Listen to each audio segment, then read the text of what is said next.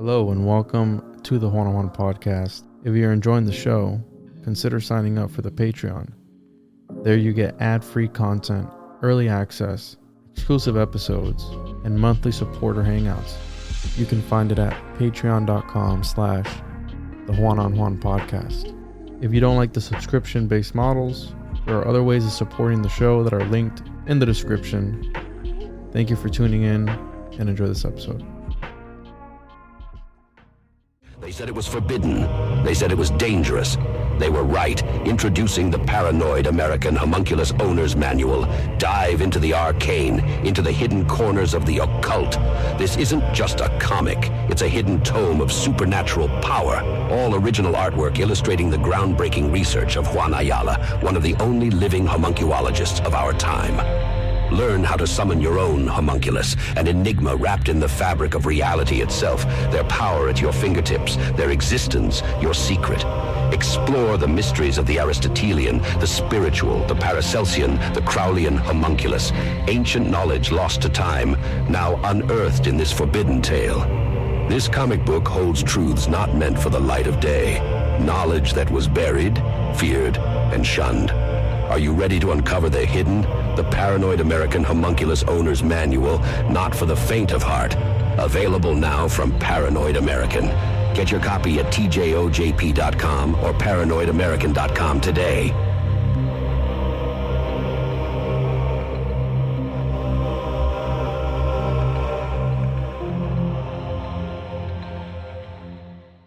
Welcome to the One-on-One Podcast with your host, Juan Ayala.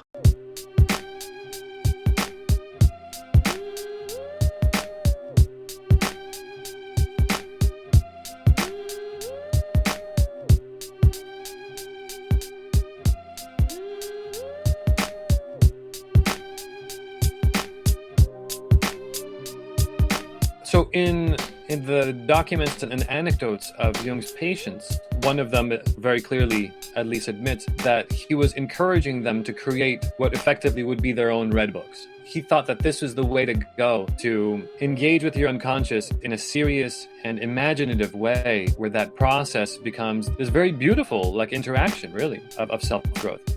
I mean, as an artist, you're constantly, engaging with your unconscious and bringing forth things that it offers you, and then things that you're kind of intuiting. There are decisions that you make that are just natural, logical steps. A lot of those other decisions are made intuitively.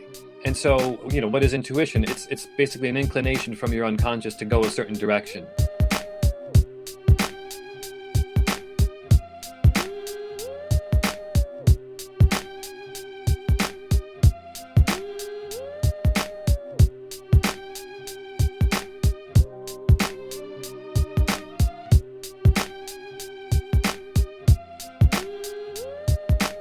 Welcome back to another episode of the One-on-One Podcast. Make sure to follow the show on social media at the One-on-One Podcast, tjojp.com. For those that want more of the show, patreon.com/the One-on-One Podcast. Make sure to leave a comment, like, thumbs up, whatever, subscribe, 5-star review wherever you're listening. If you're catching this on YouTube, the RSS feed, wherever you may be. Make sure to also, you can call in. The number is 407-476-4606, 407-476-4606. Let us know what you thought of this episode. Let me know what you think of the show. Leave whatever, anything. And so today we have MJDorian joining us, and I'm very excited for this episode because I've had a synchronistic packed day yesterday, MJ, where it was kind of weird. I want to share those synchronicities with you. But before we get started, Can you plug where people can find your work? You've got a great podcast, and I just want to tell you the production is excellent. You've got a great voice, and I love the setup that you got going. So, yeah, great job. Keep up the good work. Where can people find you? I'm going to pull up your website here real quick. But yeah, thank you. I appreciate that very much. I've been enjoying listening to your show lately, and it's an honor to be here. So generally, my show, you can find it, easiest way to go is go to Spotify and search Creative Codex. That's Codex, Creative Codex. Otherwise, for social media stuff, I'm also on Instagram, the app formerly known as Twitter, and all that stuff under my name, MJDorian, Dorian. And we recently completed a 4-part series about Jung and alchemy on the show, and I imagine your listeners will very much enjoy that. So that's on Creative Codex. So, for those that don't know you, MJ, this is the first time you come on my show, and it's probably not going to be the last time. Can you tell us a little bit about what got you started into? Because I know you don't just focus on Jung, although you are much more well versed than I am on Jung, and he's one of those kind of guys where you could quite literally spend hours and hours on just singular parts, right? If you break his work down, like the Red Book, which is really interesting to me, and we're going to be talking about that today. But he's one of those guys that I still don't know where I stand with him. If he was, and I made a joke yesterday talking to a friend, and Professor Longo, people know him on the show, and we were talking about James Joyce, and I'm going to be doing an in-person episode with him soon. I was like, hey, what do you want to talk about? And he's like, oh, check out James Joyce, his Finnegan's Wake book and all this stuff. It's real esoteric. And I was like, is it Carl Jung schizo or is it Philip K. Dick schizo? He's like, well, more of a Philip K. Dick, and it's like, I don't know where to stand with him, because was he a genius, which we have analytical psychology because of him. So there was something to the method to his madness, right? Or was he crazy? Was he insane? Because it seems like science or seance, whatever you want to call it, focuses on these figures in history. They focus on their more academic side. Like, let's say, for example, Newton was highly steeped into the occult, right? He was writing about alchemy. He was drawing up templates and drawings of Solomon's temple, right? So this is a guy who was steeped into the occult, questioning the existence of God. And then here we are on the flip side, a Jung that was also highly, highly into the occult, but yet there's people who go to college and take years and years of courses on Jungian psychology. So you don't have to answer that question, but before we get into all that, because I got a whole bunch of questions for you, and I'm really excited for today's episode. I'm happy for it. Yeah. How'd you get started in this? Specifically Jung or the podcast? Whichever you want. All right, cool. We'll do the podcast first. So Creative Codex has been 5 years now. We just passed that mark. And it started, honestly, when I was a teenager. I'm a art kid myself. I started with music and visual art. And right from the get-go, when I was smart enough to think about these matters, when I was a teenager, I was obsessed about the idea of what is creative genius. Why do some people become these like icons? How does someone become Prince? How does someone become Leonardo da Vinci? How do any of these people reach that height where they surpass everyone else in their field, and they also become important historically to human civilization? What are they doing differently in their brain? And I've always been obsessed with this topic. And so, throughout those years until now, I've always been reading about all these figures, reading their biographies, reading their journals. And it was basically a natural segue into, well, I have all of this knowledge already about these guys and women as well, obviously. And I still want to learn more about them. How about maybe I'll go into this new art form, which is podcasting, still relatively young in the grand scheme of things. And so I pursued that into Creative Codex, and that's how that came about. And then in terms of Dr. Carl Jung stuff, at the same time, and I feel like this is true for a lot of people who are artists, you have this inclination to be curious about esoteric things and about spiritual matters. And I think this is partially due to this idea that as an artist in any kind of field, you're working with elements that are intangible. If you're a poet, you're working with words and rhythms and the melody of words. If you're a painter or a visual artist, you're kind of you feel like you're generating or channeling down these ideas from God knows where, and then they come into form as these works of art. If you're a musician, it's even worse, which is what I was. You're really working with intangible stuff, just sound waves and creating patterns out of sound. And so because of that, I feel like it's a very natural inclination for artists to also be curious about things that are esoteric, about things that are occult, things that are spiritual. And as I had those curiosities, every once in a while, the name would drop of Carl Jung this, Carl Jung that, the Red Book this, the Archetypes this, Archetypes that. And that's what drew me in, honestly, is the curiosity. Like, all right, well, what's this guy about? And once you start pulling on that thread and walking into those hallways that he's established of his works, there's no getting out of there. You're just going to be there for life, basically. Yeah, and one of the, because I wonder about that too, are our thoughts our own? You have people like H.P. Lovecraft that I talk about a lot. You have guys like William S. Burroughs that were using writing as a sort of divinatory method in some sort of way, and something that I've termed grammatical entities, where the word is alive, right? I mean, that's the whole thing with the Tetragrammaton and Yod He Vod He. And synchronistically enough, I had another synchronicity before we jumped on. I'm translating some Robert Flood work on some Robert Flood work, and on some deep research that I'm doing. And of course, he's talking about the origins of the word and how it's alive. And that plays into my research with Terence McKenna, Philip K. Dick, and it links to Carl Jung with the Nag Hammadi and Dead Sea Scrolls, where the logos is alive, and it's almost like the way that Philip K. Dick puts it, a virus that infects, right? And the Gnostics were, through alchemy, and the alchemists too, the Hermeticists, were at this point where they were experimenting with alchemy, not only as a sort of weird philosophical thing, practical thing where you have spagyrics, but also to push forward the evolution of man. They were at this border, this cusp of this place in evolution where they were, able to transcend. And it's about the dilation of time.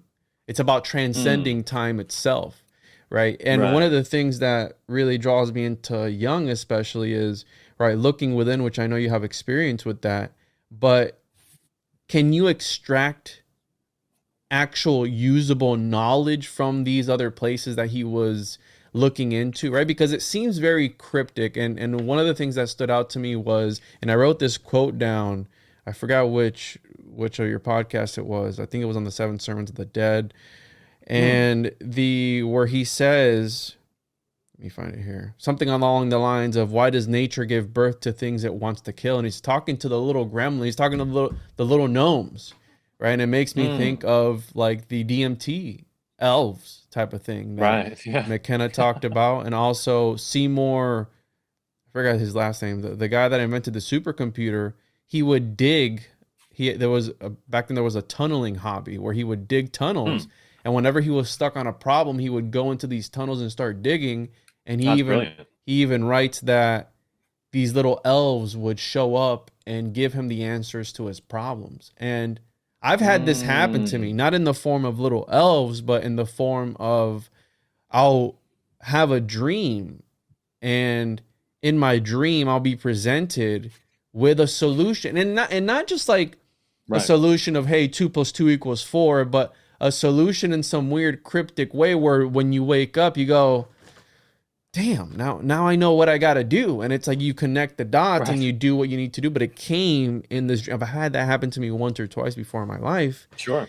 And so do you believe, because a lot of the things that he's he's talking to the devil, he's talking to these little elves that are telling him to essentially destroy himself, with the right side of the brain, left side of the brain, and all this stuff with the sword. Do you think that you can extract actual usable knowledge from these places that Jung went to? And then to follow that question up, right, 10 days after writing the last bit of the Sermons to the Dead, I believe is the last book that he wrote, he died. Do you think that he achieved the magnum opus? Because one thing that's always stood out to me is there is a specific string of words for every human being that will destroy you. And I don't know if destroy means maybe perhaps killing you off physically, biologically, or the way I like to see it's like you dissolve out of existence, right? You connect the dots that you weren't supposed to connect, and you fizzle out of existence. I mean, think of all these ancient civilizations that just got up and disappeared, right? The Mayans, Mohenjo-Daro, all these places. Was that part of it where they were interacting with things that they maybe weren't supposed to be interacting with? Because look at Nietzsche. He went insane.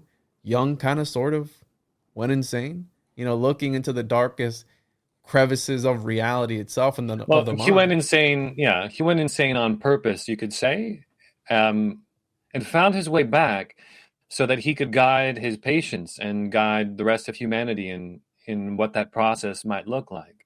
That's what the Red Book is basically somebody choosing to engage with very chaotic unconscious contents, which is something that somebody who's suffering from like a psychosis might do. They might be wrestling with characters inside of themselves that feel as real as everything in their external world. But in the process, by doing it in this willful and conscious way, the way that Jung did it, you end up learning a tremendous deal about yourself, about your weaknesses, about your strengths, and also, if you're doing it for the aim of growing as an individual and spiritually as well, then it's an incredible experience. But to riff off of some of the things you mentioned, so one thing you mentioned about Seven Sermons to the Dead, he wrote that much earlier than when he did finally pass. What may have been gotten confused there was the work he finished and shortly after he passed, which was most likely in reference to Man and His Symbols. Okay. That was the last book, and that was a joint effort between him and his colleagues. So that's most likely what maybe the wires got crossed, someone mentioned there. But Seven Sermons to the Dead, he wrote that early on. He wrote that that probably would have been in the 1920s, and he lived for a number of decades after that. And the reason we know this is because this was a very unique work in that he didn't credit himself as the author. He credited this Gnostic saint or Gnostic prophet named Basilides as the author. And he was so proud of this work that he had done that felt like a channeled work that he shared it with friends. It's like one of these few little things that he printed from that Red Book experience he had. And he would give it to certain colleagues and be like, hey, check this out. Isn't this crazy in a way? And so we know that there's a definite timeline of, when that happened. And then in regards to some of these other things you're talking about, there's so many neurons firing when you're talking. No, it's all good. It's all good. It's fun. So the idea with Jung and whether the practicality of the things he's engaging with, you can look at something like the Red Book, and some people will call it a psychological work. It's an exploration of somebody's deeper layers of their psychology, of their psyche.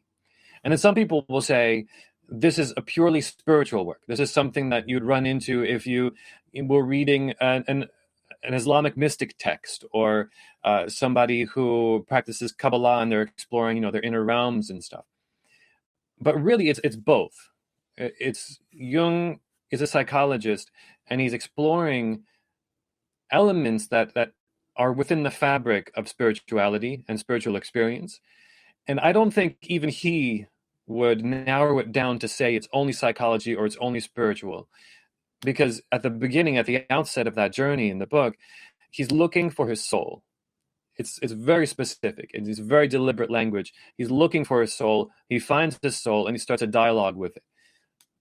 The rest after that is a combination of spirituality and psychology.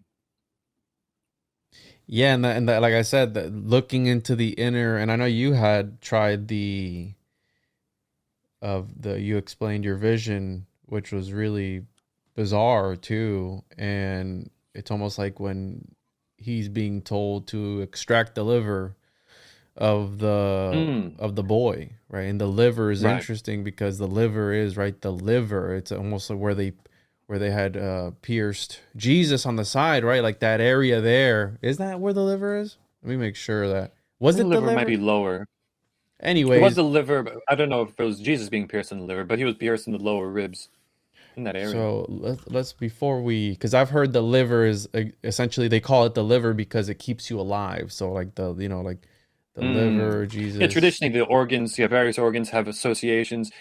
I believe I've heard the liver referred to as the seat of the soul. Yes. In more ancient traditions.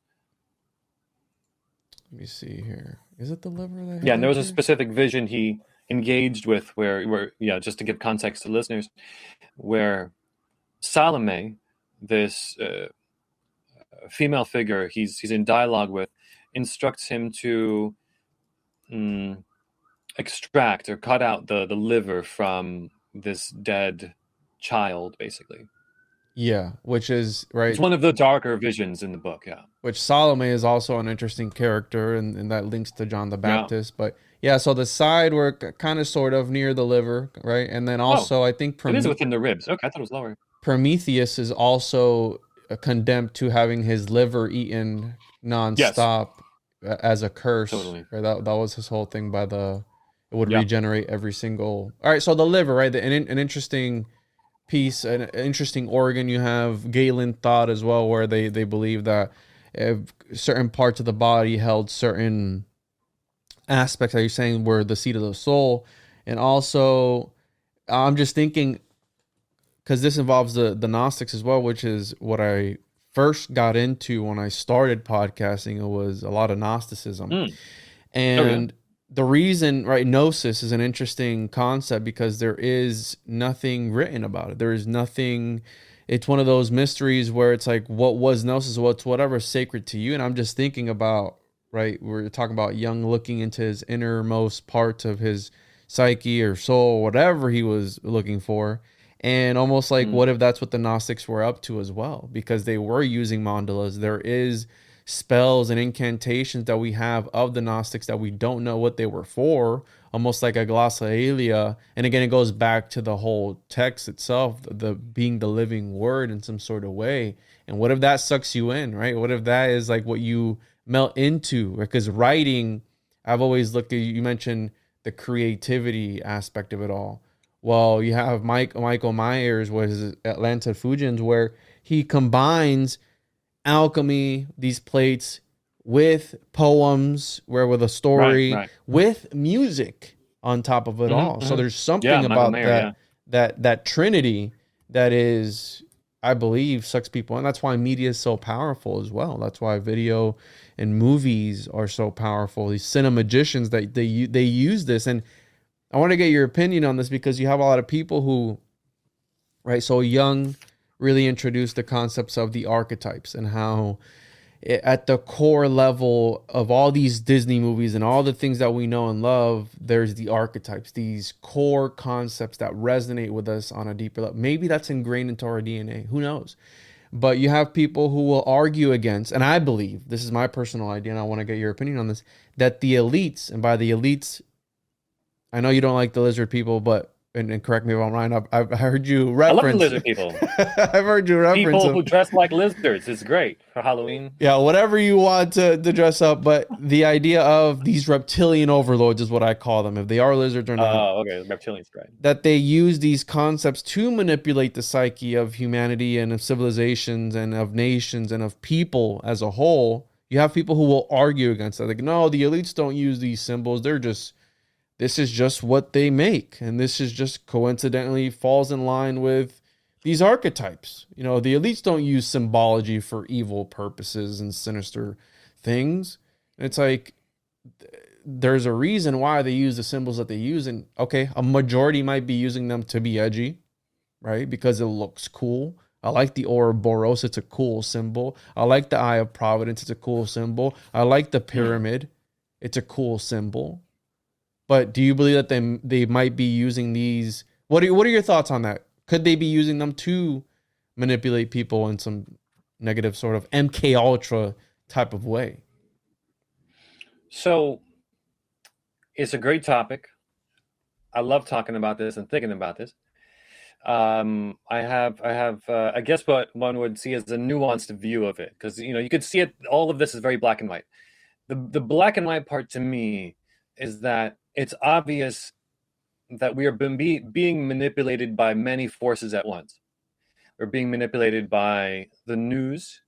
Everything is so polarized now, and each polarity wants you to tune in to their version of reality, right? And we're being manipulated by foreign governments that influence everything from our social media apps to things that we see day to day. We're being manipulated by advertisers every single day. I mean, there's a $1 billion industry of advertisement, and what it's dedicated to is figuring out what's going to get you to buy this product, what's going to get you to go into that store. And they spend billions of dollars on this, and we're clearly being manipulated left and right, from all these factors. Now, in terms of the symbology element, I mean, at the end of the day, people will use anything they can to manipulate others in these, from these positions of power, let's say I just described, without even getting into, reptilians and stuff like that. If it works, they'll use it. I don't personally think that esoteric symbolism and occult symbolism does anything to, except for me, maybe. Like for me, if I see the Ouroboros, I'll be like, oh shit, what's this?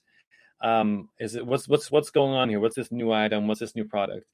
I think for most people, they'll just see an interesting symbol and it'll wash over them and maybe not resonate. But you're right, though, that occasionally you will see products, shows, movies, what have you, utilizing certain symbols that have roots in esoteric traditions. To me, the way I most often see that being used, let's say there was a trend, and I think sometimes there is still currently in fashion, that they'll sometimes use, everything from all-seeing eyes to like more esoteric things and things that for anybody who's versed in it, like you'd be like, what's going on here? I think a lot of those cases are the creators of those items and shows using the symbols that have a clear amount of depth to them and history to them as a way to falsify their own depth and history and validity.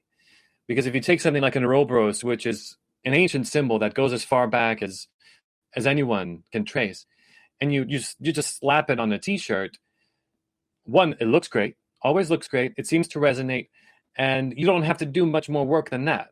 You've just put a bunch of symbols together that look like they resonate, and it's kind of a cheap and quick way, whether you're making a movie or making the next like Nicolas Cage thriller or whatever, to just throw a bunch of symbols together that you probably don't even understand, but that feel like they resonate. They have like a tangible history to them and a mystery to them. And I feel like maybe 75% of the cases is what's going on there is people just using things they don't understand but that feel cool. So with that said, what if they're not speaking to us directly, right? Because for a person like you and I, where we talk about this, that we find this interesting, because not everyone does, not a lot of people are interested in this sort of stuff, we recognize it, right? Like, oh, that's a symbol of the Gnostics, or that's a symbol of Hermetics, or that's a symbol of XYZ. But you've also covered that a lot of the times the decisions that we make and a lot of the things get imprinted in our, or I don't know if it was you. I think I might have been reading a book, but Philip K. Dick at least talks about how these movies talk to our subconscious, and they're meant to be, right, the subconscious being this, again, this concept almost like Corbin's Mundus Imaginatus, where it's this area that exists, and I love the way Corbin puts it, where it gushes forth from the imagination. And a lot of these things, I believe, because I've seen it in the literature of, for example, Kenneth Grant and all these occultists, where they quite literally become portals in some sort of way. And these things on the other side, whether they be ultra-terrestrials, extraterrestrials, aliens, it's an alien concept essentially, but these things, these entities manifest in our reality.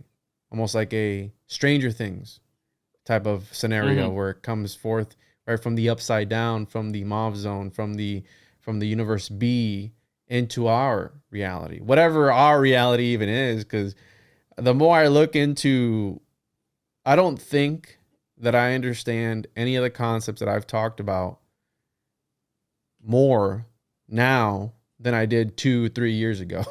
To be 100%, like I'll connect another piece of information that completely throws out whatever I understood or thought I understood about the occult or the esoteric, So what if it's meant for this other plane, the subconscious, which is a powerful thing? And can we connect the subconscious and the ego, or are those two separate things? Do you know? Is the ego and the subconscious the same or similar? So, well, we need to narrow it down to which school of psychology we're talking in. So let's say if we're sticking to Jungian psychology, or more formally known as analytical psychology, Jung defined the ego as its Latin definition, which in Latin, if you translate ego, just means I, just the word I, just a reference to I. And that's, I think, a beautiful and poetic way to narrow down what the ego is and what it means to Jung, let's say. And also, I think, what it meant to Freud, because some of these ideas Jung built off from what Freud had already established in his research. So anything that refers to itself as I is the ego. Now, that doesn't mean that is the way that we use it, in our day-to-day, he's so egotistical. It's not necessarily that connotation. That's where I'm saying we have to narrow it down to a certain school of thought. To Jung, the ego isn't something you want to get rid of, to surpass and like all that stuff. You need the ego. The ego is just everything that is self-referential within your vision of your consciousness. So it's your memories, it's what you do every day, it's your thoughts, it's your behaviors and your motivations, all that stuff that you're aware of is your ego. And then the unconscious, which is interchangeable with subconscious. In Jung, we just refer to it as unconscious. Day to day, some people call it the subconscious. Same thing. The unconscious is all that stuff behind the curtain. And it's famously visualized and shown in a picture where if you imagine an iceberg, and the top of the iceberg that's about the size of, let's say, a ship is the ego and your conscious mind. And then when you look under the surface of the ocean, there's an enormous body that's the iceberg, and that's the unconscious. It's like all this other stuff that you didn't realize is there and is influencing what's going on in your life and your conscious mind too. So that's the unconscious. And the two obviously have ways that they interact.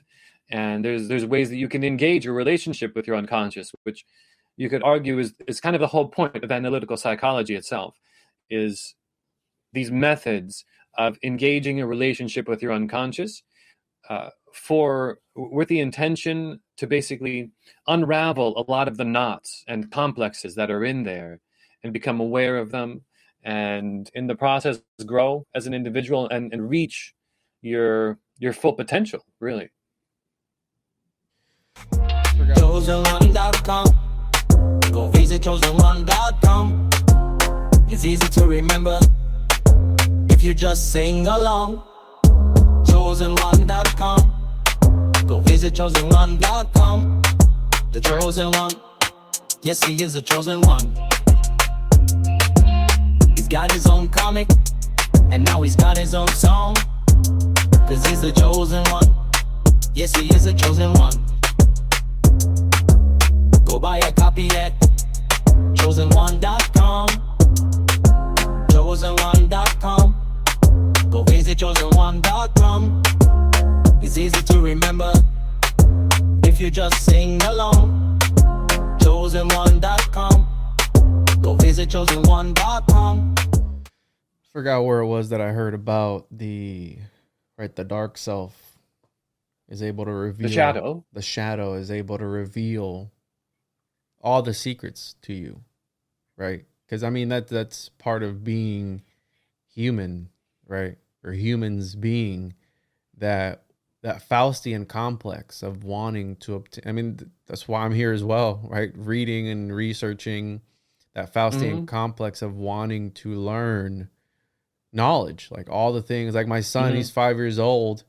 He thinks I know everything. He thinks I can fix everything. And the other day he asked me, he's like, do you know everything? I'm like, no, there's no way. There's no way to ever know everything. He's like, well, why not? I go, because there's just two. And like, as I'm answering, I'm just like all these different philosophies and religions and everything just run through. I was like, there's just no way that you would be able to learn it. How would you even be able to cope with yourself? Like if you learned everything there ever was about everything, like, right? That's such... It'd be, at that point you'd be useless. You'd be spending so much time in a room just studying with your head in the books and with the beard and stuff.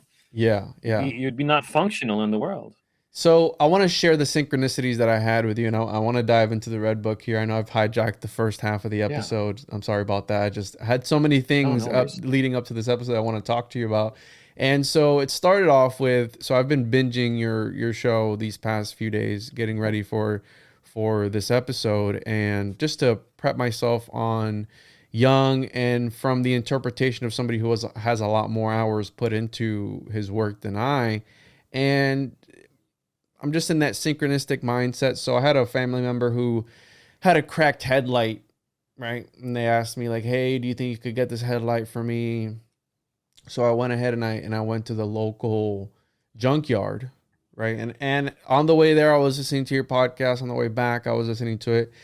And they got a little bit more specific, as I was like, oh, well, that's just a coincidence. So I pull up to the junkyard and I'm waiting in line to get checked into the junkyard. And of course, out of all the days, right? This was yesterday. Out of all the days that I could have pulled up to the junkyard, of course, I'm looking for a headlight.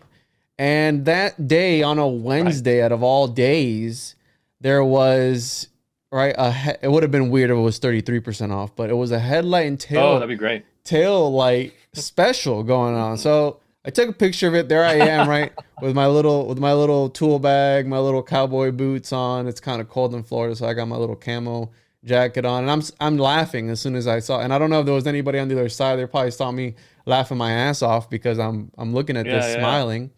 Probably like, look at that weirdo. So, anyways, I interacted there. We did our thing, and then on the way back, where I'm listening to your podcast.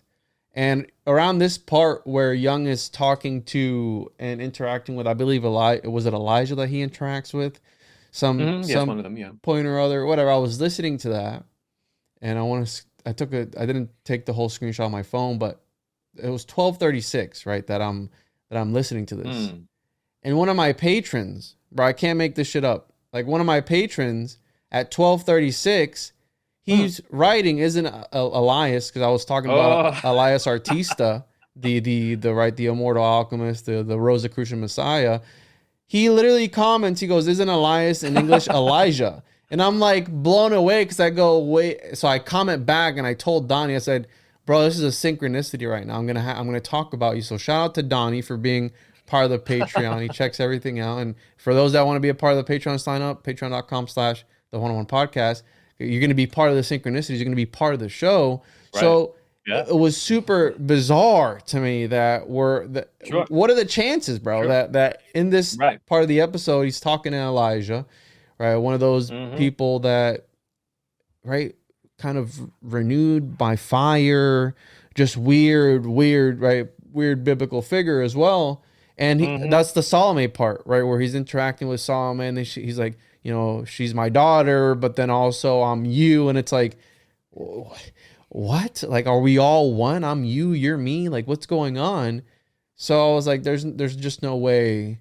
And I'm sure other things happened to me that I was like, but maybe I was in that mind of that train of thought where I was manifesting these things, because synchronicity is a weird one. And it plays into alchemy because it was through Gerard Dorn's work that, right, Jung developed the active imagination, synchronicity aspect of it all, because it's like he believed that these alchemists they were like the first self-help sort of thing where they were interacting with these archetypes. Now, I have mixed feelings about that because the intention goes a long way, and I believe that these mandalas and these plates that these alchemists were drawing or had drawn, they were very matter of fact, and it was meant to be used for their purpose at that specific point in time. So when it's depicting this thing, it's meant to portray this alchemical process. But then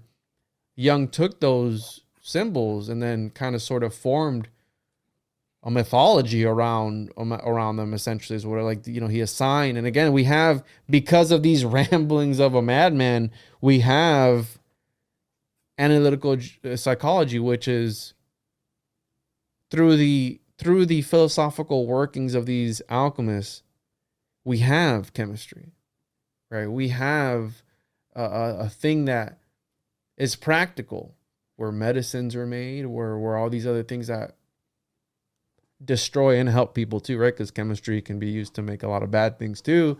But right, so what are your thoughts on synchronicities and maybe tapping into what I even thought about? What of these things that he was talking to in his red book reminds me of Edward Kelly and John Dee talking to these other entities on the other side. Maybe perhaps they were ultra terrestrials, almost, sort of like these higher things. And then you have Crowley that talks about these daemons being you. Like, it's you, it's your mind, it's everything inside here, you know? So it's just a weird. Yeah. What are your thoughts on that? Yeah, no, there's a lot there we can pick on. So first thing, we want to establish this idea that Jung has this mental breakdown around between 1912 to 1913. It's caused by a very contentious split with his mentor, Sigmund Freud. He basically, there's so much stress involved with this, because now he's losing all of the colleagues and friends he has. Everyone stays within Freud's circle instead. And he becomes ostracized from his community, and he even becomes labeled as a mystic in a derogatory way because of his own personal views on things. So he has this split with Freud, and it causes a very personal and professional crisis. In the after effects of that, on the tail end of that, he starts to have these visions that he has no control of.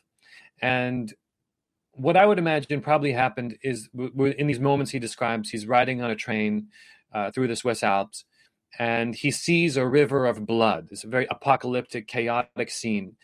I have to imagine he was probably like half asleep, maybe. This happens, you know, if you're in what's called a hypnagogic state. You might receive what feel like visions. It feel like these it can be a scene playing out, can be imagery. It feels like a mixture of a dream and something else. It's not quite fully a dream yet, but they can be very vivid. So I imagine maybe that's what would have been happening with him, because he definitely wasn't schizophrenic by clinical terms. So anyway, through that, he then ends up, you know, engaging his inner world, engaging with his unconscious, and having these kinds of experiences where he is talking to figures that are inside of him and such. Okay, now all of that happens without him even being aware of Gnosticism or alchemy. He's engaging all of this himself because he thinks, and he's worked with schizophrenics before. Those were his first clinical, in his first clinical experiences. But now he has his own practice of patients and stuff. And so he thinks, well, if I'm going to be any use to people that come to me with actual crises in their life, that are experiencing anything like this that I've just experienced, how am I going to be helpful to them if I don't even know what this is? Like, what is it? What does this mean when somebody who is clinically completely sane, not schizophrenic, has an apocalyptic vision, and then that vision repeats multiple times over the course of a few months? What do you do with that? And so that's why he ended up engaging these experiences himself, and usually at night. You know, he was still working as a clinician and as a therapist at that time, so he would do this at night. Everybody else is asleep.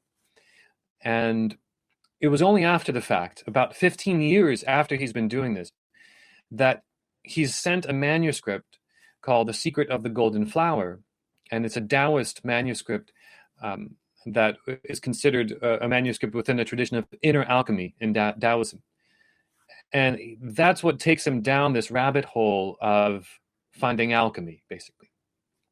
And then he sees alchemy as a continuation of the thread that was started with Gnosticism, which he had been studying a few years before that. So he sees Gnosticism and alchemy as early forms of psychology, basically, because they're spiritual traditions, but they're very deliberately engaging an individualized experience of self-growth.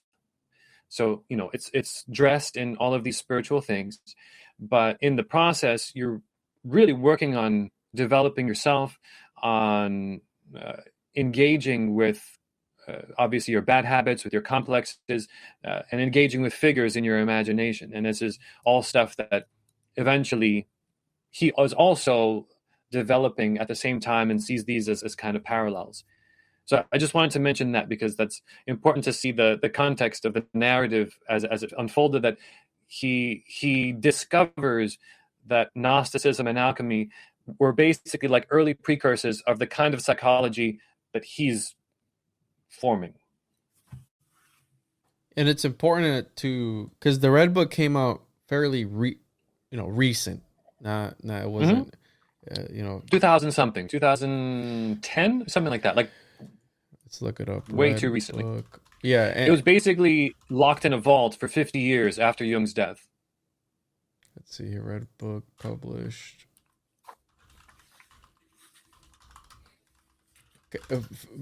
Versus October 7th, 2009 versus when it was written.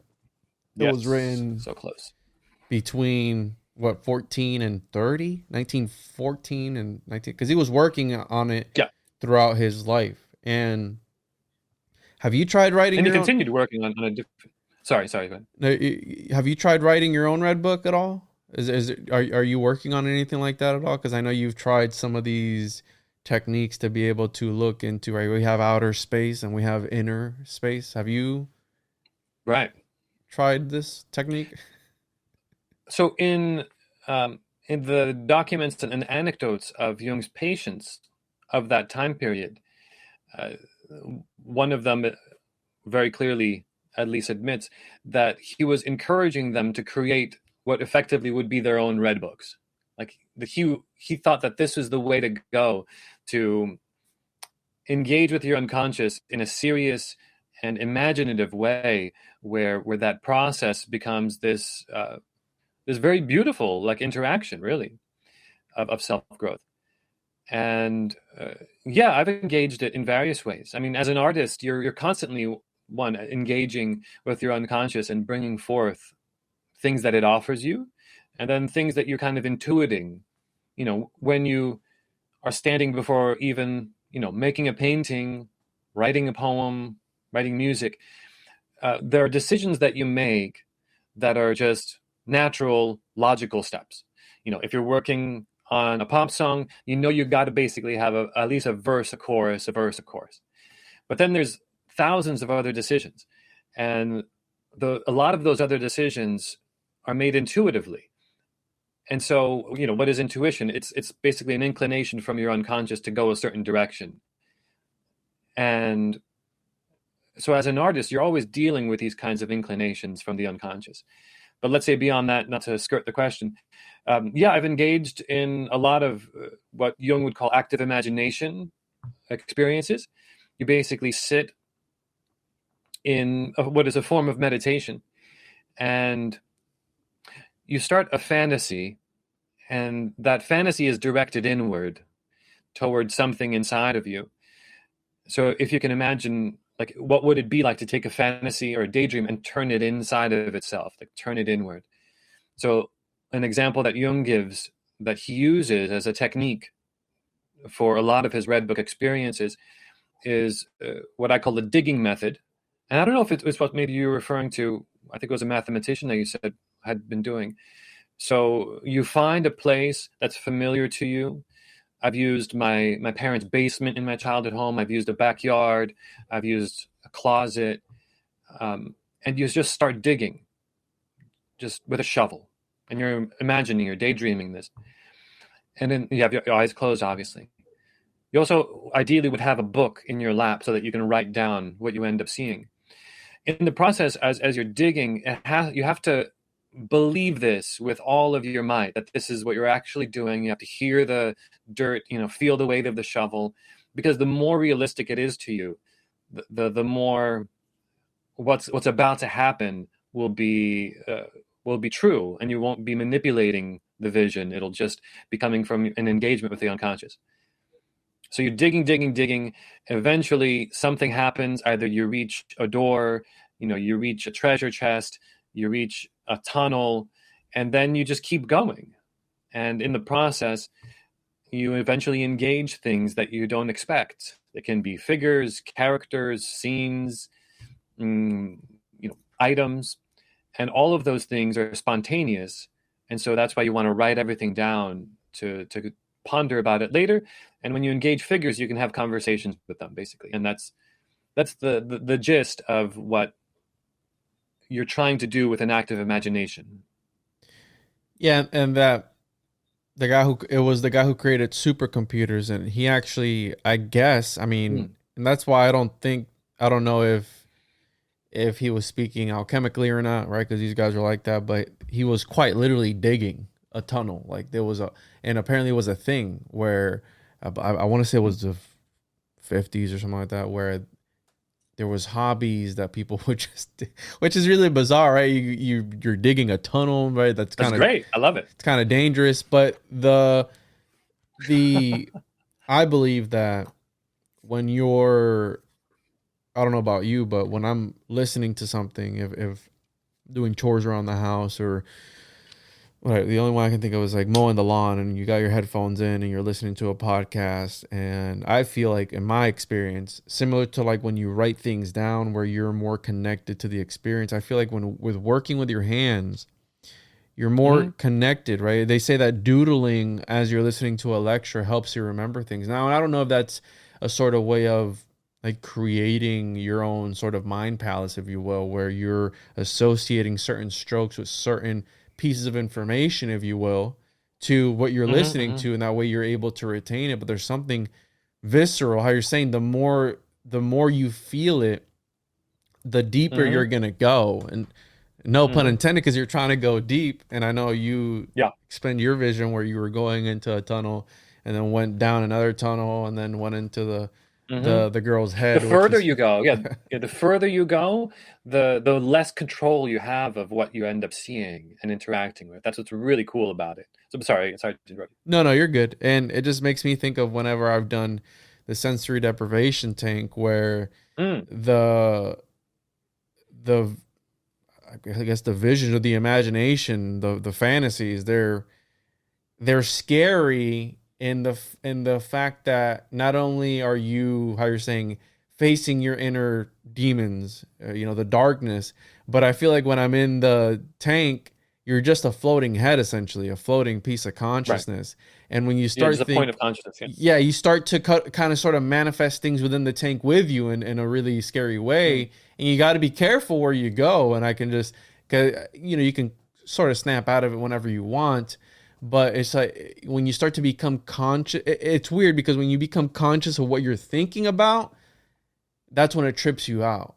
If you're in a tank that's dark and you start thinking about alligators or something else, coming to get you, it's like, oh, you can see where that can go wrong quick. Now, take that and turn it up to 1,000 with something else, something even more horrific.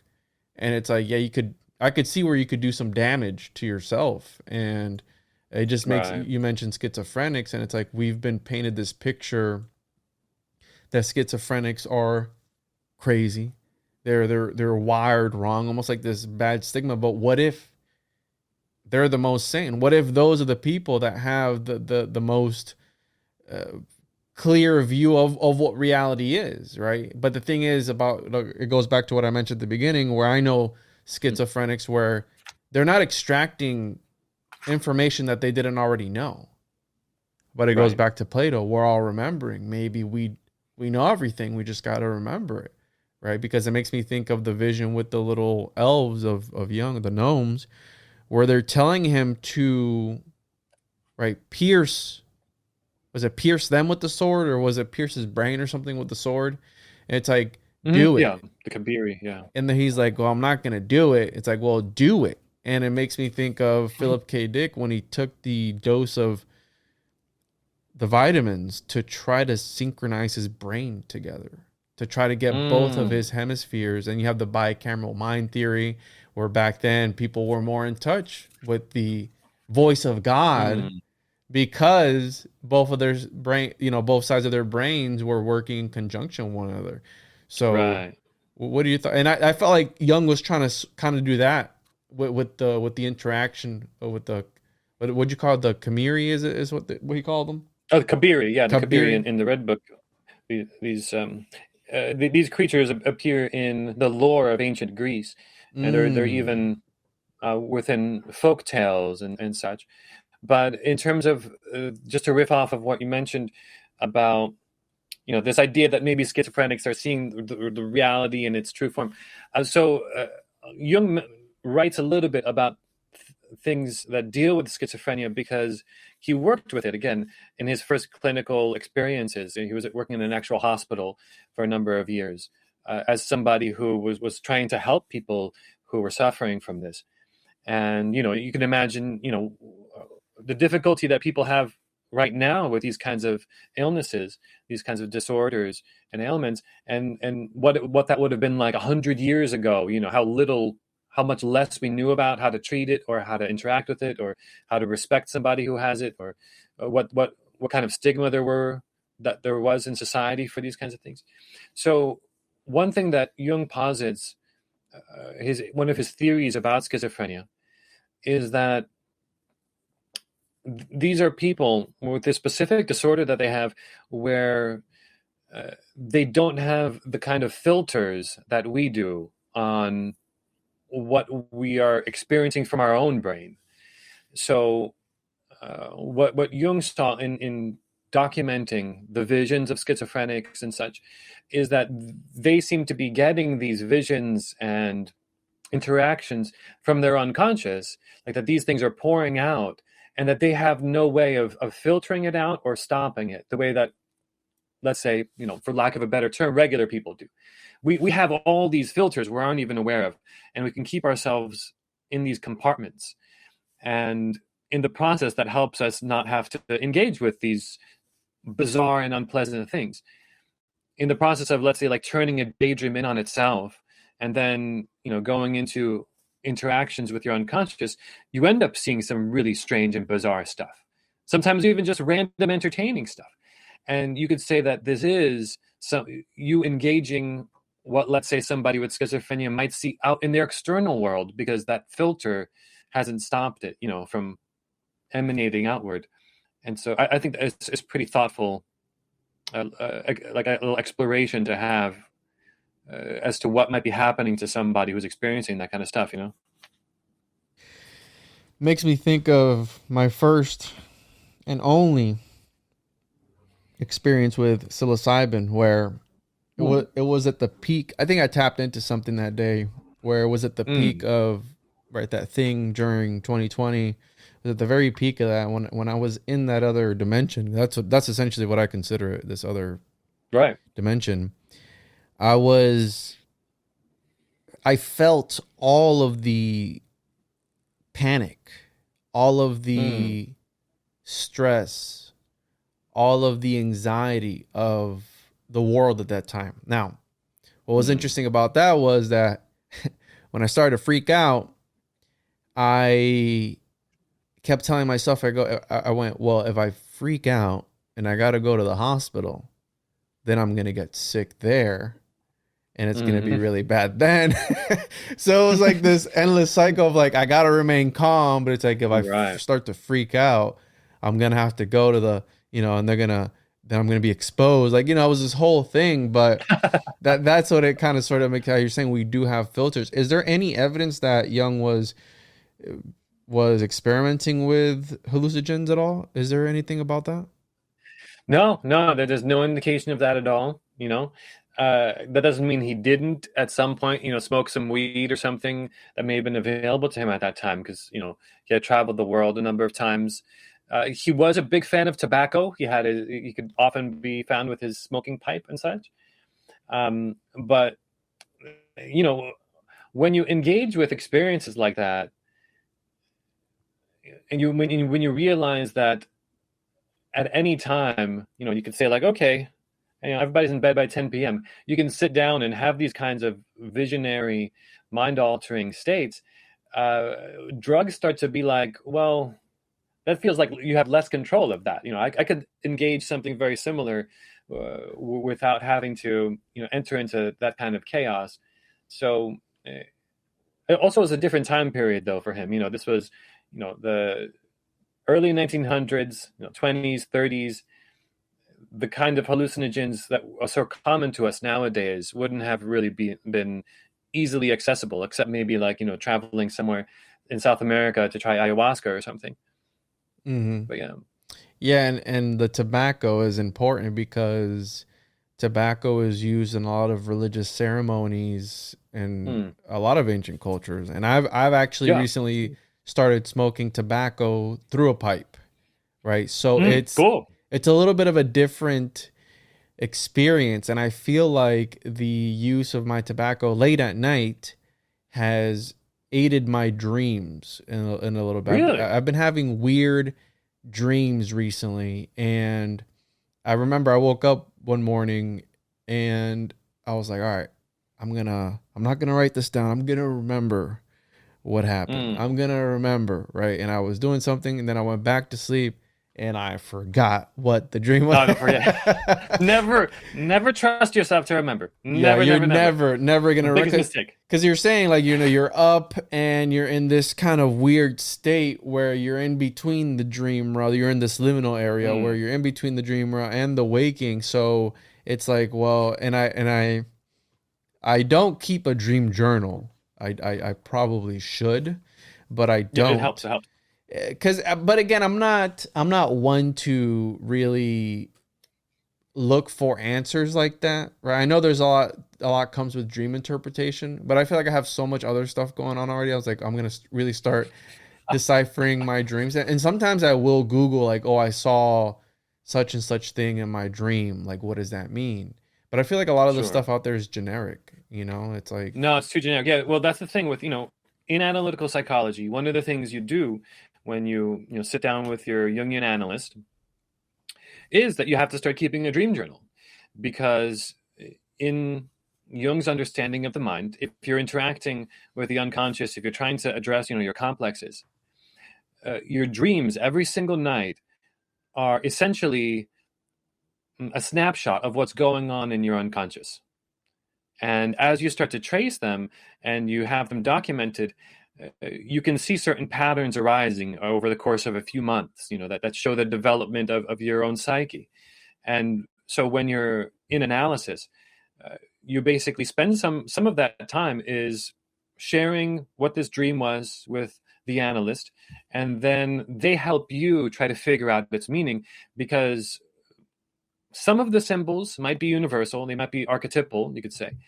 But then even with archetypal symbols, we dress them in personal associations, So a raven to me might mean something different than a raven to you, even though a raven might be kind of a universal symbol, It might be because I've maybe had more experiences with ravens in my neighborhood, and maybe to me they associate with something more personal to me, rather than something like that to somebody else might just be a generic kind of death omen kind of symbol, So to one person in their dream, seeing a raven might be related to a process of death and transformation. But to me, it might just be because in this case, it's kind of like my spirit animal. I associate a lot with ravens. So, these kinds of symbols, they morph to the individual consciousness that's experiencing them too. So we have Jung here experimenting and writing down of his experiences in the Red Book, right? He has various encounters with various entities, where we have Satan in there, we have Solomon, we have all these different people, and again, correct me if I'm wrong on any of this, it was the ending bits of the Red Book that became the 7 Sermons of the Dead. Is that correct? And there was like 2 versions of it? It's grouped under a section called Scrutinies. And it's toward the end of the formal thing that Jung called Liber Novus, that we call the Red Book. Yeah, that's all I can say. So this section, because this is one of the things that has really interested me with Jung, the concept of Jung and the paranormal, right? This essentially is what it is, like these hauntings, I guess. I mean, and there's the whole idea, did he bring this upon himself by unlocking those floodgates, for lack of a better term, of maybe looking into things that you weren't supposed to be looking into? Because one of the things about psychedelics, right, these altered states of consciousness almost feels alien, where you're not supposed to sort of be there. And that's why maybe perhaps we don't remember a lot of our dreams, because it's this other aspect of ourselves that's interacting with these other places. And I just think of all the stories I've heard about where people do ayahuasca and they're in these other states and they're looked at by these entities like there's a little bit something different to you, right? And because you're kind of sort of conscious, like, what are you doing here? Right. And some of these things can be very grotesque. And the way I've come to understand that is they seem grotesque to us in a certain state of consciousness because we're not at that right frequency where we need to be to interact with these entities or see them. So they appear horrific. They appear very Lovecraftian to us in our waking state, right? Whatever that is. But then if we were to interact with them in another state, they would be different, right? Almost like a Jung was in the correct state of mind when he was interacting with these things. But even then it got kind of dark too, or it was, it would get sinister in some areas, right? But it was just tame enough to where you could deal with it. So I'm just thinking about how, right? So we have the 7 Sermons of the Dead. We have these, I guess, this group of dead people visiting him, right? Like this haunting where they were knocking violently at the door. Was it they were ringing a bell?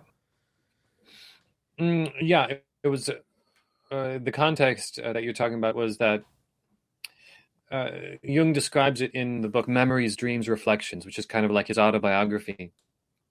That at that period of time, for a few days, it felt like, in his words, that his home was filled with spirits, and that they're like filled to the brim from door to door, and that's how he tries to describe the strange aura of the household, which his family was in during that time, and that a number of strange happenings occurred while that time period was going on, including a few bizarre dreams. I believe his son had a very strange dream at one point. You a picture in those too, few right? days. I think so, yeah. And then I haven't read the account in a little while, but the key thing you're referring to is a kind of at the climax of that strange feeling in the household, everyone heard a bell ring at the front door, and everyone looked, and there was no one there. And then he went to the door, opened it, and that night he started writing 7 Sermons to the Dead, that this very biblical kind of sounding text. And he credits it not to himself, he credits it to this Gnostic prophet named Basilides. And in it, it's a dialogue between the person who's speaking, who you could say is the prophet, and the dead who have come knocking at the door. And it's very strange text, incredibly dense esoterically, and every single line in that text could be interpreted in 3 different ways. It's like he's speaking in a metaphor within a metaphor, and it means something psychologically to him because he's, at this time still developing his own theories. So it means something psychologically, it means something spiritually, and it means something philosophically. And those 3 sometimes unite under one meaning, and then sometimes they're just separate, but they exist, they coincide together. And it's really paradoxical in that sense. That's why it's definitely this kind of inspired work. And he says that after he finished writing it, the aura of the house that was inside just disappeared. Like all the spirits they left. And they were like, okay, you did your part. See you later. Do we know which house that was? Does he say which one it was? I'm not sure. What was his family home he was living in at the time? It may have been in Zurich. I'm not entirely sure. Because I know he's got that house with the cubicle stone outside of it. I think was that his house? Oh, that might be his tower, maybe. Yes, the tower with The the Bollingen Tower. Yeah, that was yes. Bollingen Tower wasn't his family home.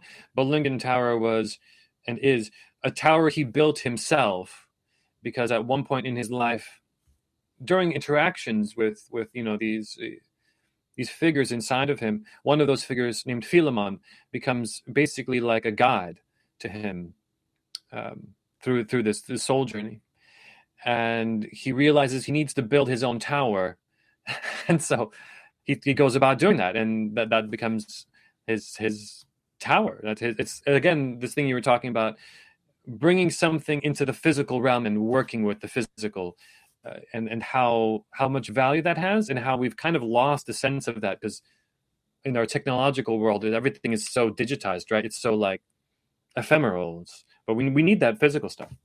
Did he tell him why he needed a tower? Do you know?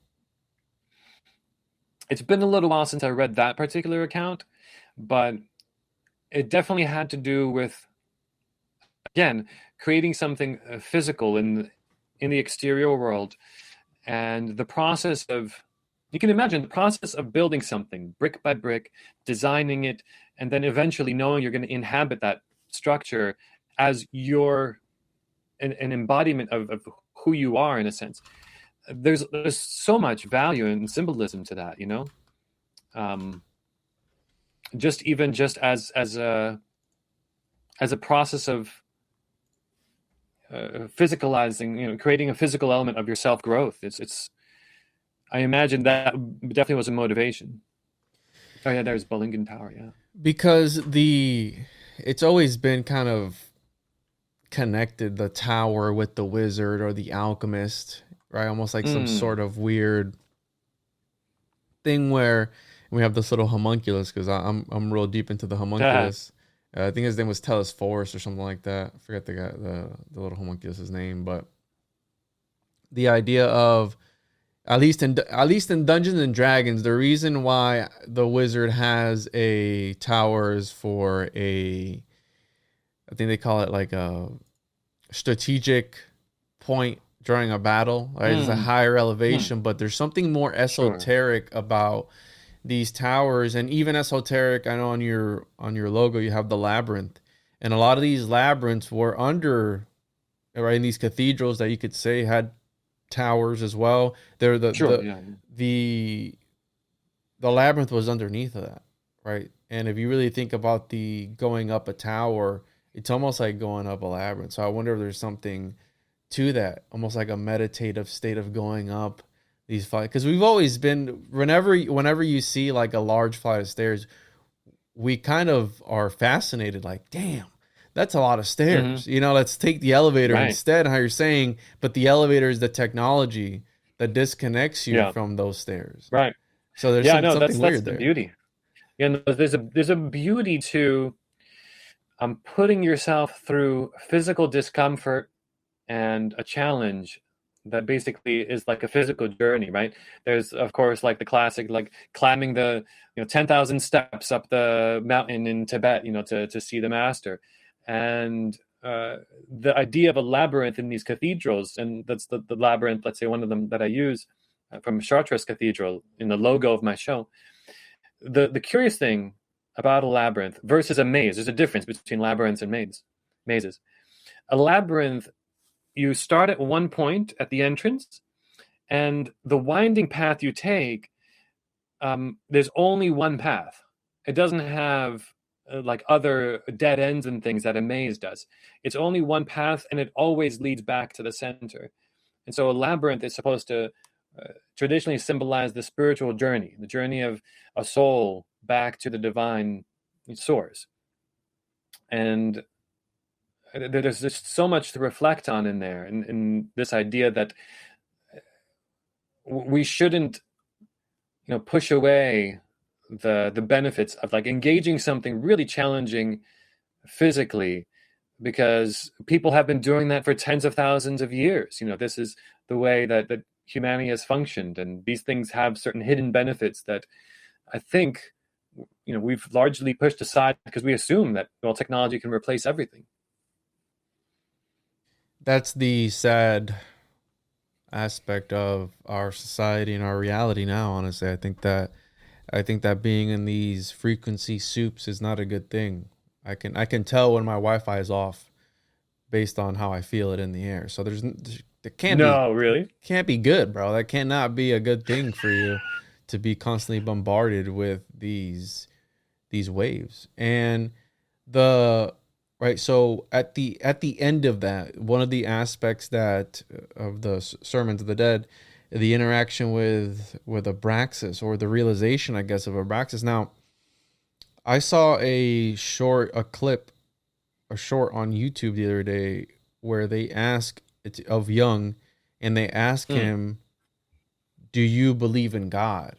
I don't know if you've seen Hmm. this clip. Oh, And sure. Yeah, it's a very famous, a notorious clip. It's the one of the greatest failures of an interviewer in history to not ask a simple follow-up question of "What do you mean?" where he One of the greatest failures. That guy should be ashamed of himself. so that clip, so I'm sure you're aware of it, where he's like, well, he kind of hesitates, like, well, I know, right? It's like, I'm not, do you believe? It's like, but I'm wondering if this came before or after this interaction with Abraxas, which is something that I've always wondered about. And it's almost like it's very alchemical, because the Gnostics were obviously working with alchemy as well. Hermes Trismegistus was one of their figures. And it's like, I've always wondered what Abraxas means. And he kind of labels it this, like, the god above gods type of thing. And I'm wondering if at the end of it all, if what Jung realized or what he found, and I know this is like super cliche, be like, oh, some people will say it's Luciferian or Satanist or whatever. It's like to think that you are a god, to think that you are, right, the god above gods. And I wonder if, did he find that we are like an Abraxas, like at the end of it all? Like, what's your interpretation of Abraxas at the end? Like it being like this thing that he found, this essentially chimera that he found at the end of it all. And I know he gives a description of it all, and all this stuff. And Basilides being one of these, he was one of the first Gnostics, no? One of these people that, He was one of the originals in Alexandria. Yeah, and that's something. he. What's your thoughts on that? Because that's something that I've always wondered about, of, Abraxas, the concept of Abraxas. So, there's Abraxas, and then there's what Abraxas means to Jung, and obviously you can't have one without the other. But so Abraxas is this kind of figure that's really clothed in a lot of mystery, because we don't really truly know where it originated from. We have a lot of indications, like on coins and things, of him existing for a while. He's definitely around in the Hellenistic time period, post Jesus and stuff, and in those few hundred years. And that's where scholars kind of place him, as a Hellenistic figure, potentially more ancient, but we have nothing to trace him further back. So we could maybe just say, for Jung, let's say, Abraxas in the context of Basilides and Gnosticism, he represents a god above everything that has an influence on us in our physical reality. So in this traditional Hellenistic sense, the stars, the celestial bodies, our astrological symbols, they have an influence on us, on our psychology, on who we are, on the course of our life. Then there's fate has an influence on us. Then there's the myriad gods, in the celestial sphere, and demons and such, that have various influence on us. In some Gnostic traditions, there was a god, or not a god, sorry, a divine level, like an actual place for every day of the year. And as a Gnostic, you were supposed to work through every one of those levels, all 365, to eventually like ascend to the point where you're above their influence. And so Abraxas, as a god above gods, above astrological influences, and you can see that on his shield. He has all the astrological symbols traditionally shown on his shield. Is this god that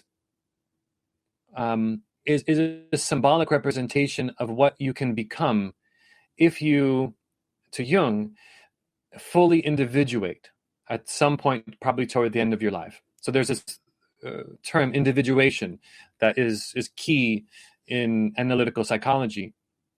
And some people equate it with like self-actualization, these kinds of terms, but there's more to it.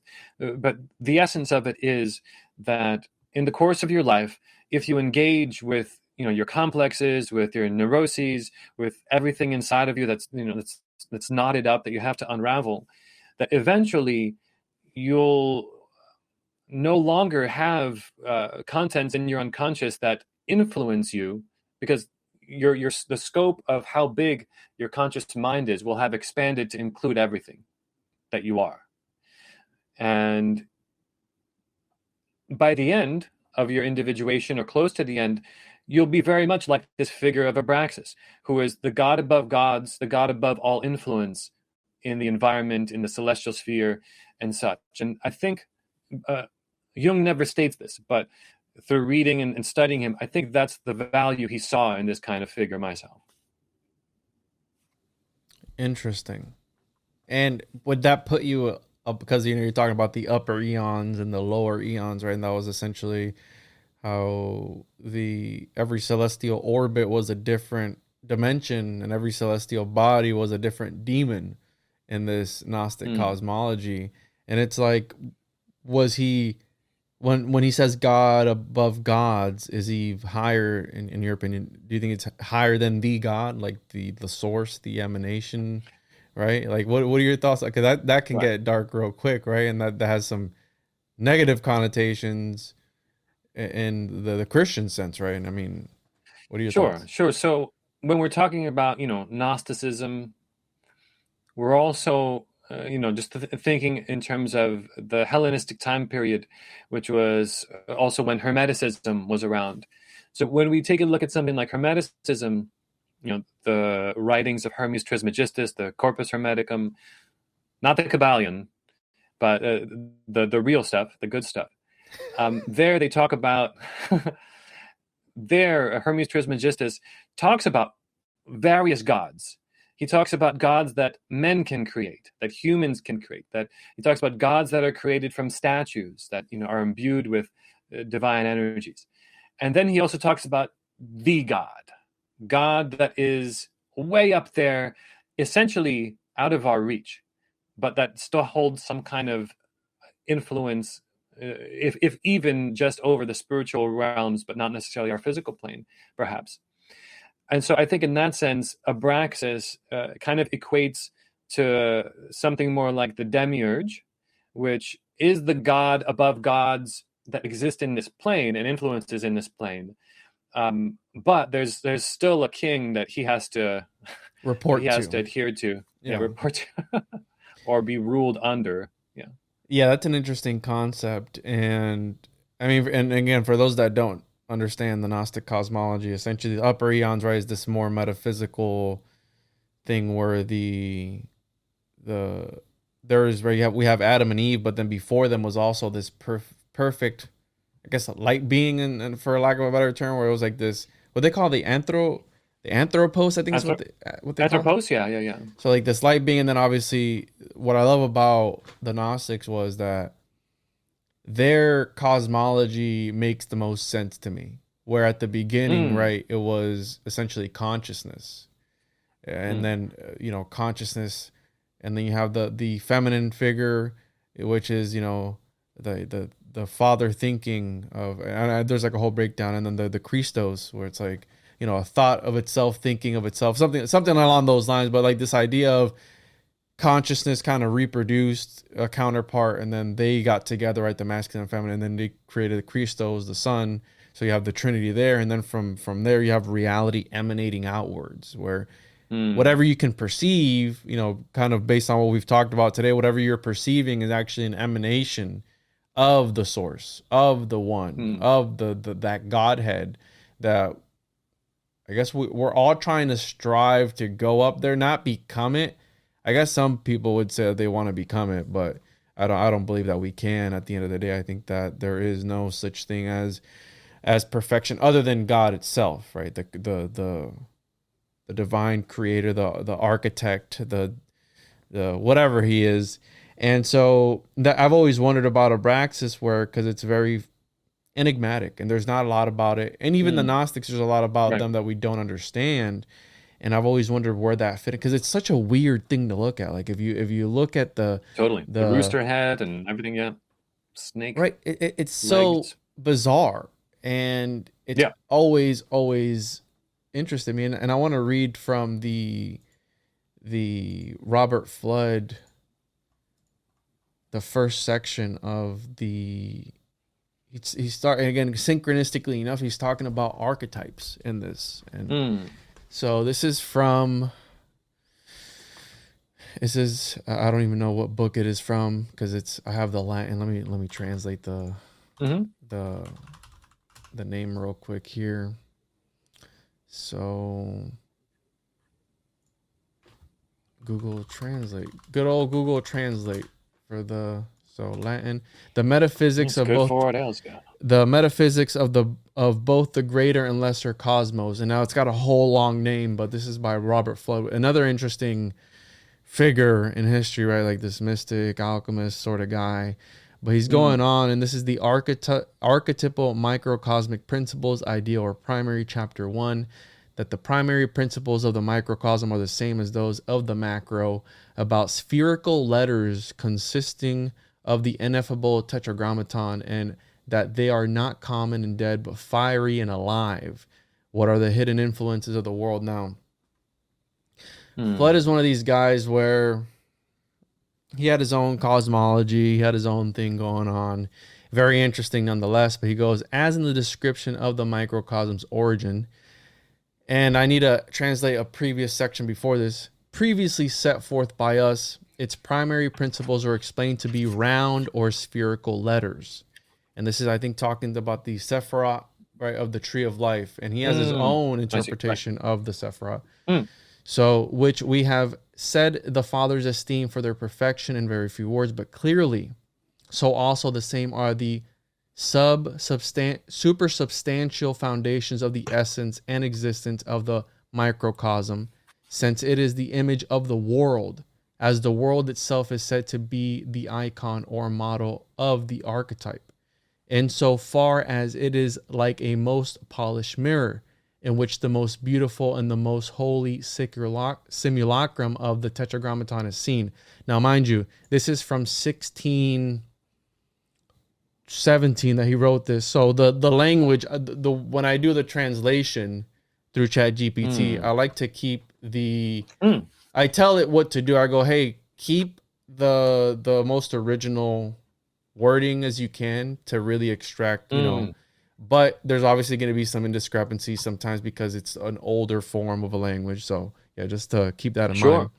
Hence, both these structures are called the sons of the tetragrammaton, since they not only derive their origin from it, but also bear its truest image, insofar as by the power of his word or uncreated seal, in which the divine majesty is imprinted, they receive the impression of life and being, and exist as myro. It's like a form of fungi.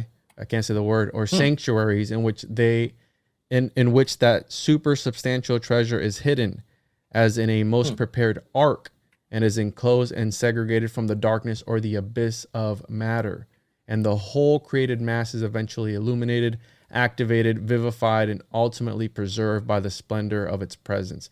So the way I took that, almost like you receive illumination through this divine language, these letters. And I've heard before that the way vowels hold existence together. And the reason this is interesting to me is because the Gnostics had, right, the book of Iau, which were these divine letters to be able to interact with these gods, I guess, like these other things on the other side. And the whole thing of the word, where we go back to the logos, which is what McKenna and Philip K. Dick, they believe that the Gnostics froze in time, the actual living word at the Nag Hammadi or the Dead Sea, right? This area that lay dormant for God knows how long there, right? And that was the secret that they were holding, that they had this knowledge that once you interacted with this thing, it infected you and it gave you the gnosis. Like you interact with it, and mind you, how long after the fact that they interacted with these, that they found these things that they laid untranslated. And I mean, I think, have they translated the whole thing? I mean, I don't know if they have. From Nag Hammadi, yeah, definitely Nag Hammadi. There's definitely a lot of other texts, but that of other traditions and alchemical texts that are written in Arabic that lay untranslated. There's still a lot of stuff out there, especially stuff that's not in Latin, because during a large part of the 1600s, 1700s, 1800s, a lot of those texts that were in Latin were more easily available to be translated by people who can read and speak and translate Latin. But then the ones that were in Arabic kind of fell by the wayside because largely the interest in Europe, that's where that was, to translate these things. And so people were more likely to know how to do Latin than Arabic. Interesting. Yeah. So again, it laid dormant for a long time. This was when Crowley was doing some funky stuff. I think this is when he had some sort of interaction. Anyways, that's a whole nother episode. These letters then, containing in themselves the infinite power of the Tetragrammaton, constitute that one and true ineffable name of God, by which all things, both macro and microcosm in the ideal world or archetype, were delineated before creation. And so, and indeed, it should not be believed that these letters are of the same essence or nature as those common Hebrew letters drawn with ink or human carving. And this is where it got interesting for me, which are indeed truly dead and artificial.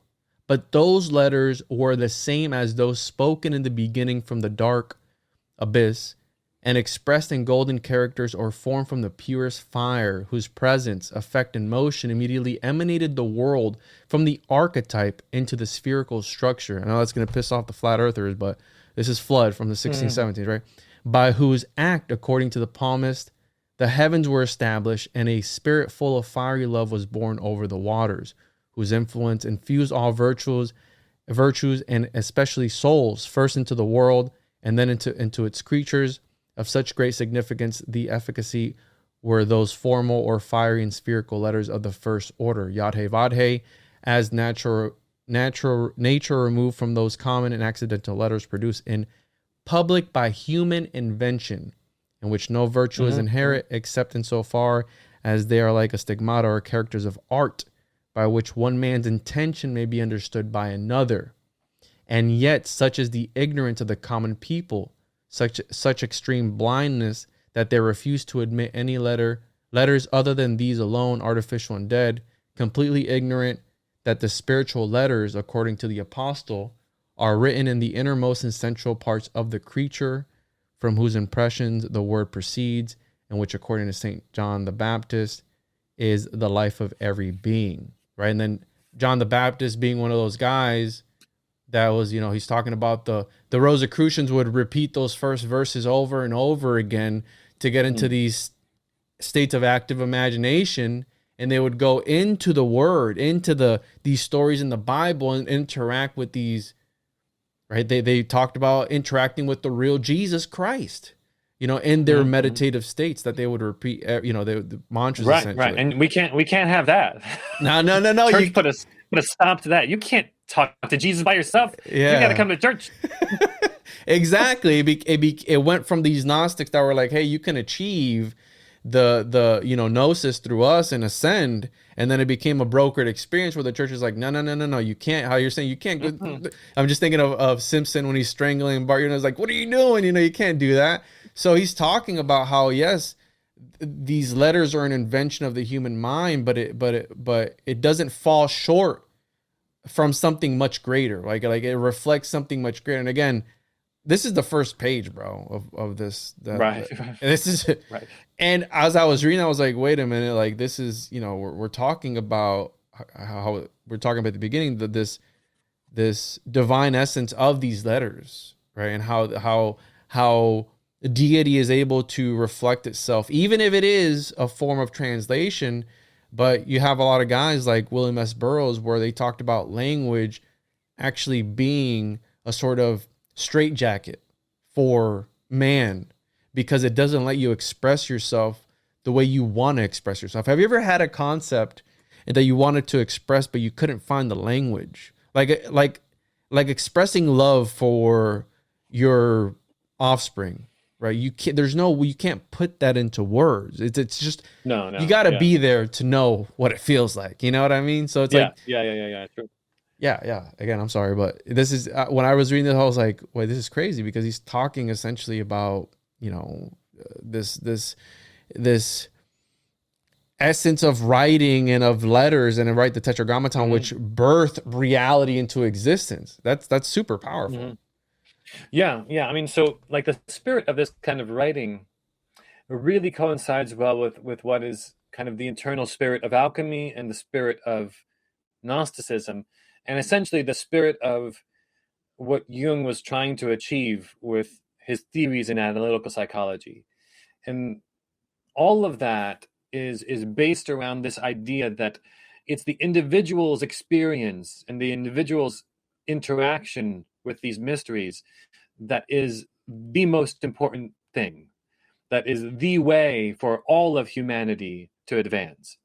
That it's not just, this one person saying we got to do this religion saying this is how it's going to be done from here on.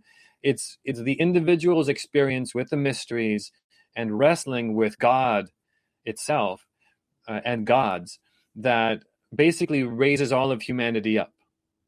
And that's alchemy in a nutshell, because alchemy is a tradition that's not revealed through one school or one master, even though some people do go through schools. Largely it can be a tradition done completely in solitude, but the work is revealed to you through a process of revelation, through dreams, through studying the texts yourself. Gnosticism, similarly, there must have probably been hundreds of Gnostic schools, with how many survived for us to read about and document, because it was also very much about gnosis. It was about the own individual's experience with the mysteries, with the divine. And analytical psychology, what Jung was trying to attempt, basically, and intuitively arrived at on his own, and then found the parallels in, was also the individual's own ability to engage with these things inside of them, with the unconscious, and have their own journey of enlightenment, basically.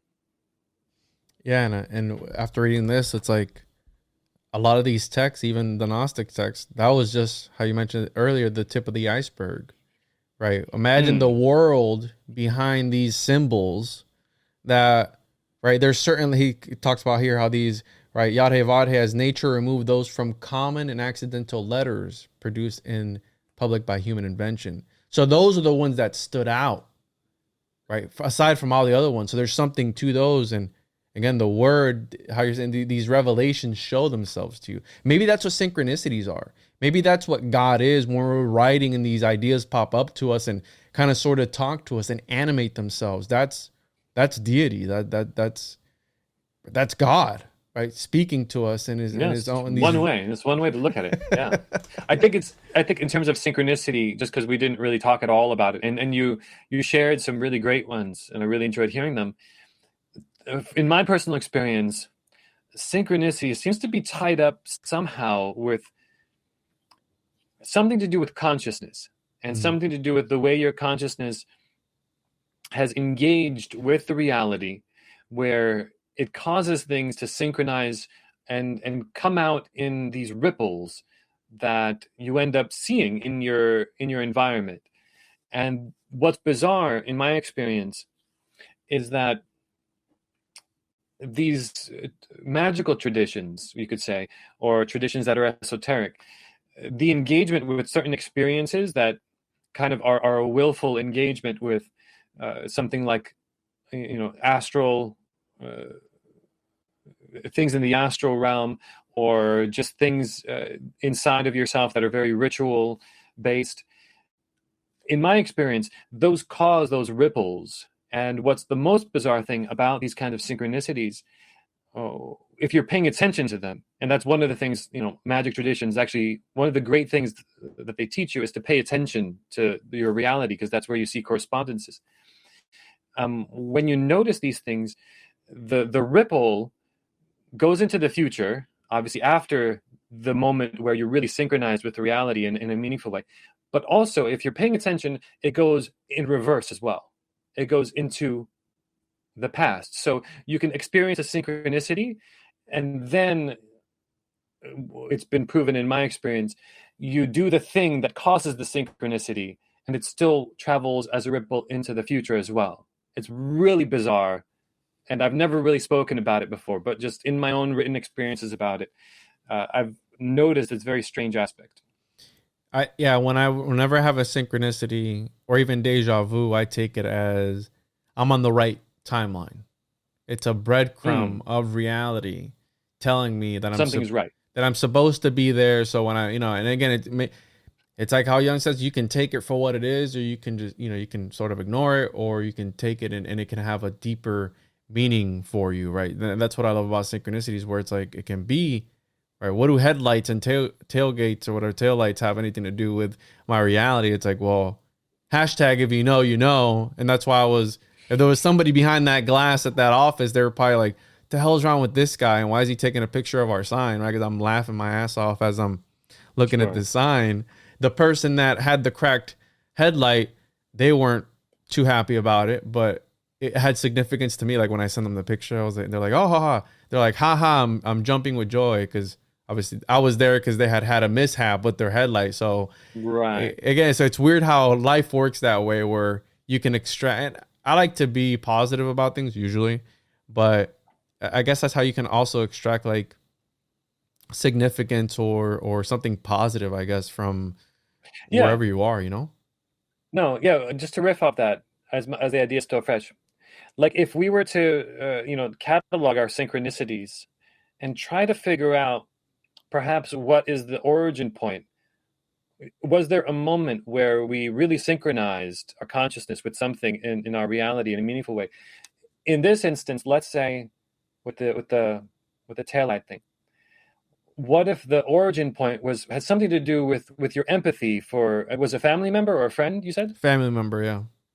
Yeah. What if that was the origin point that caused the ripple of the synchronicity to manifest? That something in that moment of empathy for them that was very authentic, as a very genuine moment, that was not contrived, that was not selfish, but it caused a little moment where just things synced, and then there was a ripple, and then you ended up seeing one or two little synchronicities that resulted from it.